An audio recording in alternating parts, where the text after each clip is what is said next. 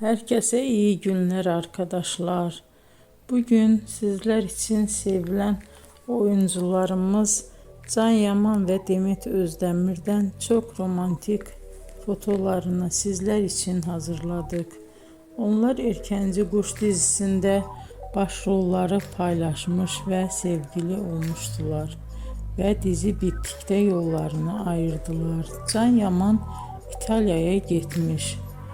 Orada yeni dizide rol almış. Arkadaşlar biz de sizler için onların en romantik karelerini hazırladık.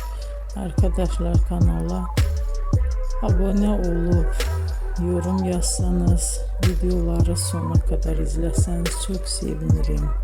Hoşça kalın. Bizden bu kadar arkadaşlar.